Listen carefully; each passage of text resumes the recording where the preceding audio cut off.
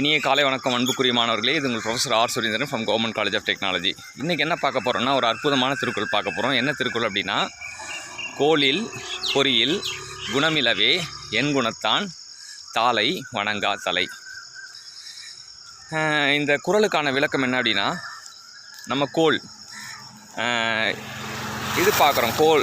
கோள்களை வச்சு நம்மளோட பயனை சொல்கிறது தான் ஜாதகம் சொல்லுவாங்க. நமக்கு எது சாதகமாக இருக்குதுன்னு பார்க்க தான் ஜாதகம்.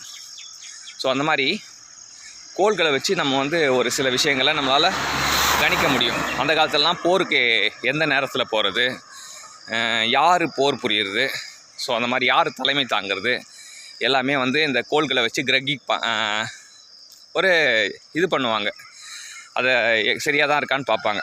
ஸோ இதுதான் கோள்கள். அப்புறம் பொறினா நம்ம ஐம்பொறி. இப்போ பார்த்திங்கன்னா கண்ணு, காது, மூக்கு, வாய், செவி. கண்ணு, காது, மூக்கு, வாய், மெய். ஸோ இந்த மாதிரி ஐம்பொறி இருக்குது. இந்த ஐம்பொறியும் மனுஷனுக்கு எதுக்காக கொடுக்கப்பட்டதுன்னா, மனுஷன் வாழ்க்கையில் சிறந்து விளங்கிறதுக்காக தான் ஐம்பொறி கொடுக்கப்பட்டது.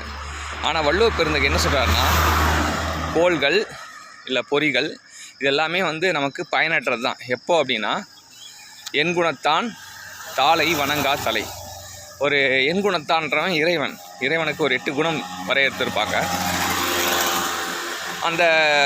அந்த மாதிரி குணங்கள் உள்ள இறைவனை வணங்காமல் இருக்கிற தலைக்கு வணங்காமல் இருக்கிற இதுக்கு நமக்கு வணங்காமல் இருந்தோன்னா நமக்கு இந்த பொறிகள் பயனற்றது, அந்த கோள்களால் கிடைக்கிற கிரக பலனும் பயனற்றது அப்படின்னு சொல்லிட்டு வள்ளுவர் பெருந்தகை சொல்கிறார். இதுதான் அன்புக்குரிய மாணவர்களே. நம்ம என்ன பண்ணணும் அப்படின்னு பார்த்தீங்கன்னா, நம்மக்கிட்ட இருக்க ஒரு விஷயத்தை நமக்கு பயனுள்ளதாக மாற்றிக்க நம்ம முயற்சி செய்யணும்.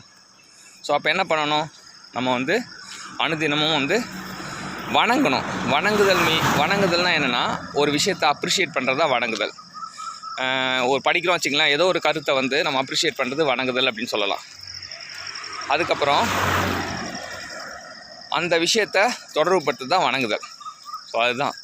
அப்புறம் உயர்ந்த மனிதர்களை, ஆசிரியர்களை வணங்கணும். அப்படி வணங்கினா நமக்கு வாழ்க்கையில் எல்லாம் கிடைக்கும்னு தெரிஞ்சுக்கலாம். வாழ்த்துக்கள் சாம்பியன்ஸ்.